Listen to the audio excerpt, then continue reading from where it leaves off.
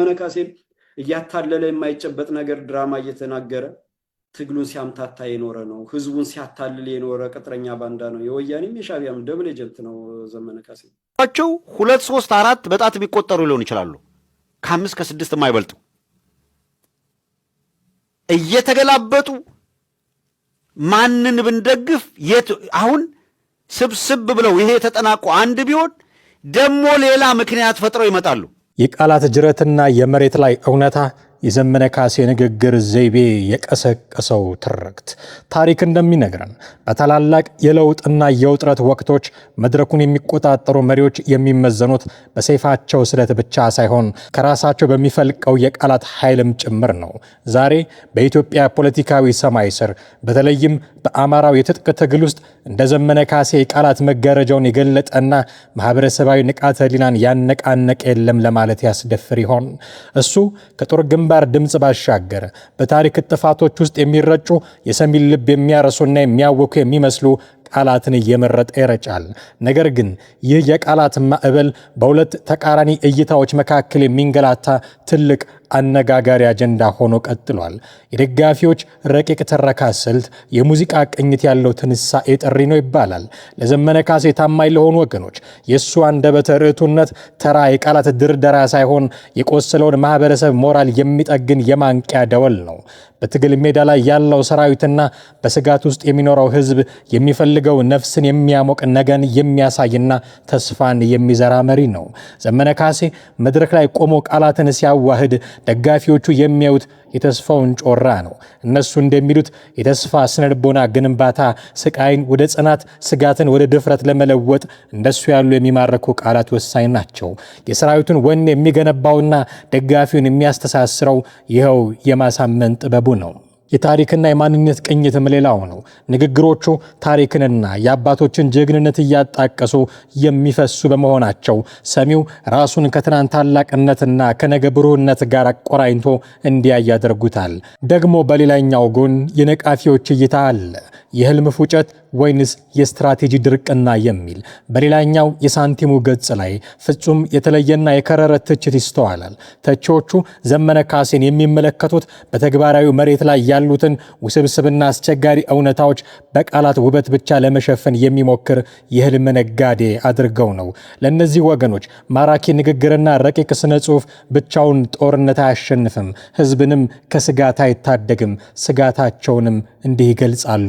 የፖፑሊዝም አደጋ እያሉ ቃላት ሊያደነዝዙ ይችላሉ።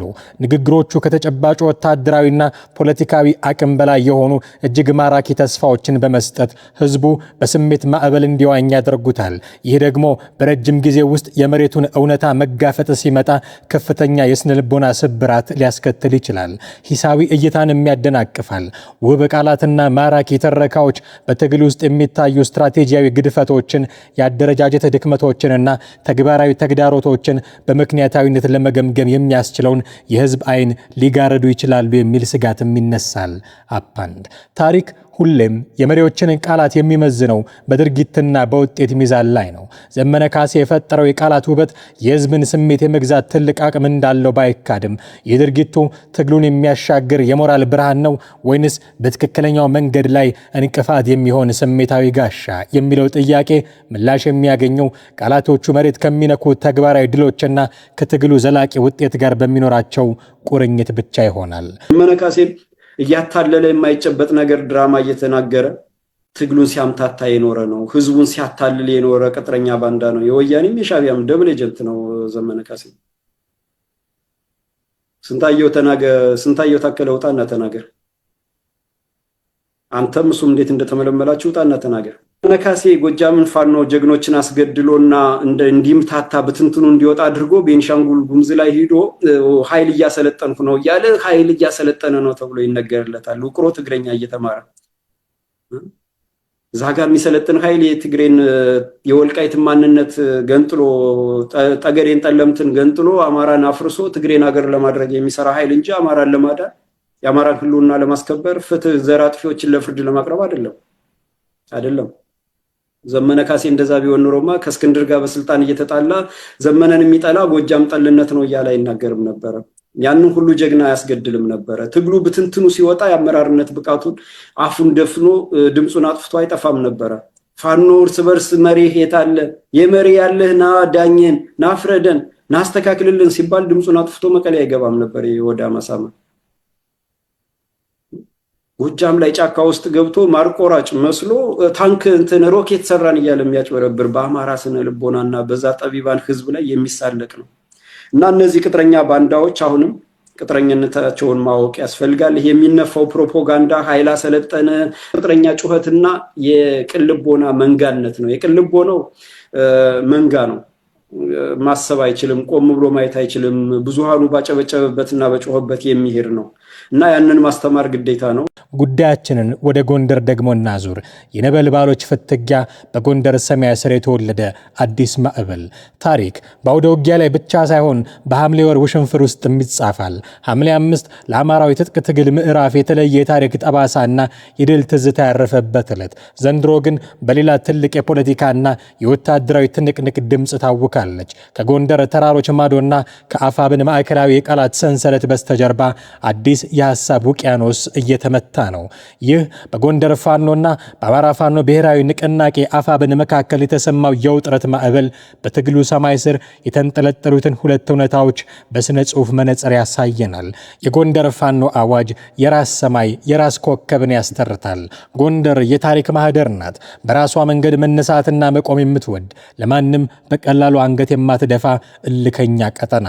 የሐምሌ 5 መግለጫ ሲሰማ በአማራው የትጥቅ ትግል ውስጥ አዲስ የንፋስ አቅጣጫ መኖሩም ታወቀ።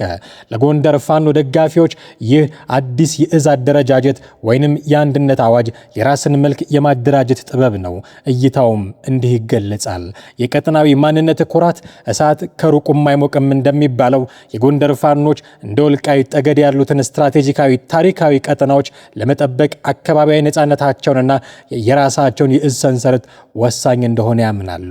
ለማዕከላዊ ቁጥጥር ሙሉ በሙሉ እጅ ለመስጠት የህልውናቸውን ዋስትና ራሳቸው በእጃቸው ለመያዝ የወሰኑበት ቆራጥ ውሳኔ ነው።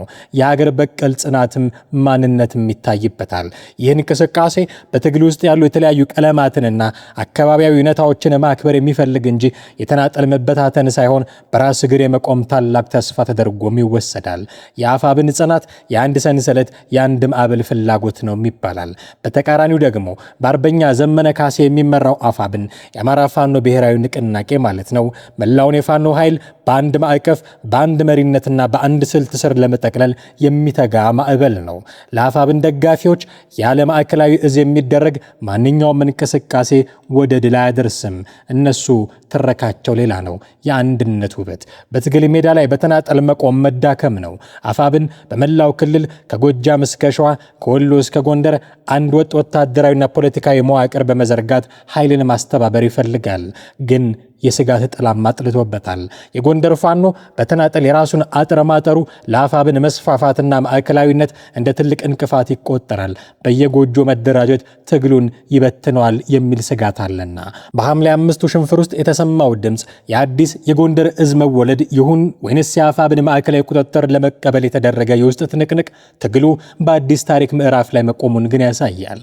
እሳት እሳትን ሲጋፈጠው ወይ ይበልጥ ያበራል ወይ ደግሞ አመድ ይተዋል። የእነዚህ ሁለት ኃይሎች መፈታተን በትግሉ መሬት ላይ የሚፈጥረው ተግባራዊ ውጤት ወይ የአደረጃጀት ጥራትንና ዴሞክራሲን ያመጣል አሊያም ደግሞ የውስጥ መከፋፈልና ስንጥቅን ያሰፋል። መልሱን የሚሰጠን ግን ይህ ተግባራዊ የጋራ ጉዞ ብቻ ይሆናል እና ሀብታሙ አያሌው ግን ነገሩ የአፋብን መጠናከር እንጂ አዲስ የጎንደር እዝ መቋቋም አይደለም ይላሉ። 2 3 4 በጣት የሚቆጠሩ ሊሆን ይችላሉ። ከ5 ከ6 የማይበልጡ እየተገላበጡ ማንን ብንደግፍ የት አሁን ስብስብ ብለው ይሄ ተጠናቆ አንድ ቢሆን ደሞ ሌላ ምክንያት ፈጥረው ይመጣሉ።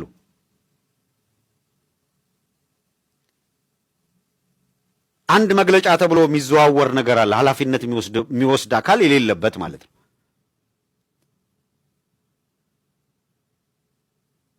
ማን ነው? የድርጅቱ አመራሮች ሰጥተዋል እንደዛ ብለው በድርጅቱ ኦፊሻል ገጽ ለቀዋል። የለም 3 እና 4 የተለያዩ መግለጫዎች የሆነ ቦታ ላይ ኩክ ተደርገው ለጊዜው ስም መጥቀስ ብዙም አስፈላጊ አይደለም፣ ሰዓት ራሱ የሆነ ቦታ ላይ ኩክ ተደረጉ። እነዛ ተለቀው የተዛባ ነገር ለመፍጠር ተራወጡ። እውነታው ምንድን ነው የሚለው?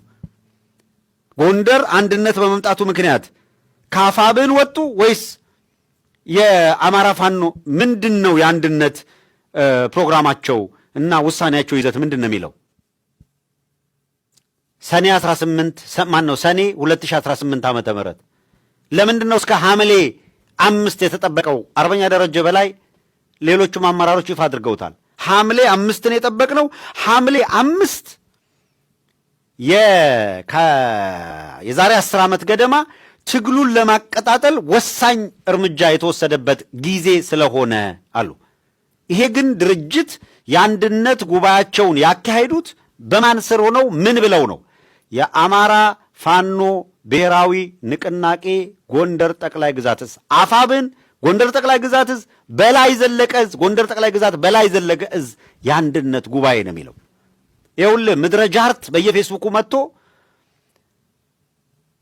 የጎንደር መዋቅር ይልሃል። ይኸውልህ የባዴን ቅጥረኛ ሁላ ሂድና እያሌው መንበር የሚባል ቅጥረኛ ይኸው አለቀ ወጣ ሄደ ምናምን ይልሃል። ስኬቱ እሱ ነው፣ ህልሙ እሱ ነው። የጎንደር ጠቅላይ ግዛት በላይ ዘለቀ እዝ ሂዶ ኦህዴዶች ኪስ ውስጥ እንዲገባ ነው ፍላጎቱ። ዝናሽ ታያቸው ቀሚስ ስር እንዲቀመጥ ነው የሚፈልገው። እነዚህ ጀግኖች እምቢ ብለው እንጂ።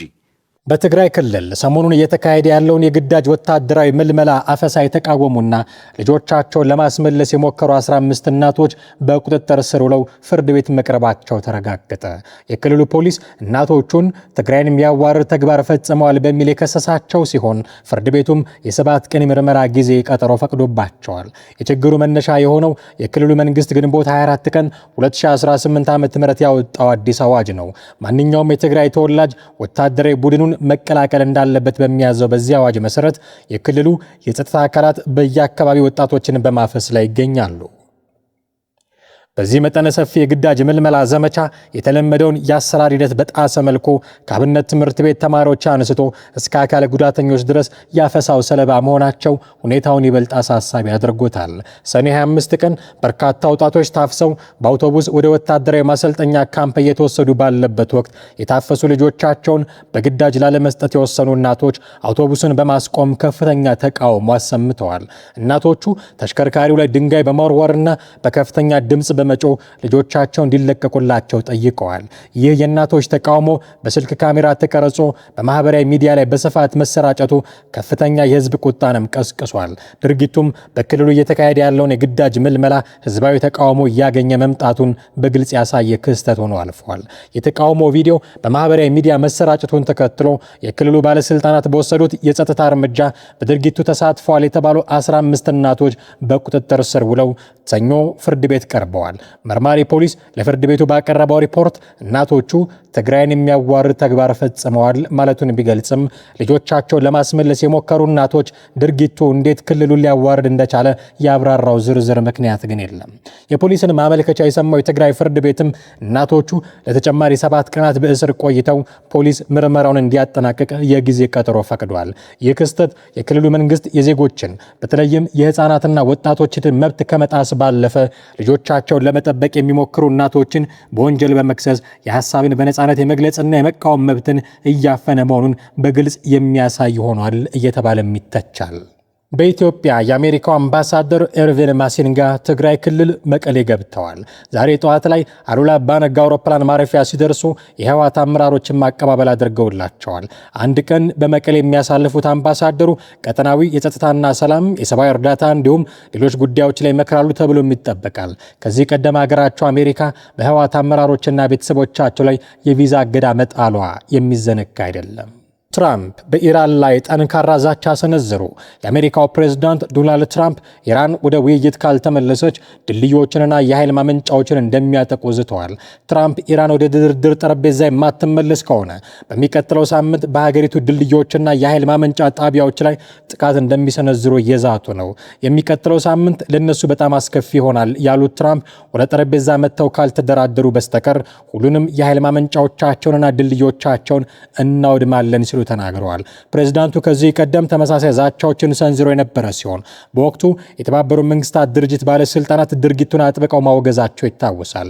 እንዲሁም ትራምፕ ቀደም ሲል በሆርሙዝ የባህር ሰርጥ በኩል በሚያልፉ የጭነት መርከቦች ላይ ጥለውት የነበረውን የ20 በመቶ ክፍያ ያነሱ ቢሆንም የኢራንን የወደብ መስመሮች የመዝጋት እርምጃቸው ግን በድጋሚ መጀመራቸው ተገልጿል።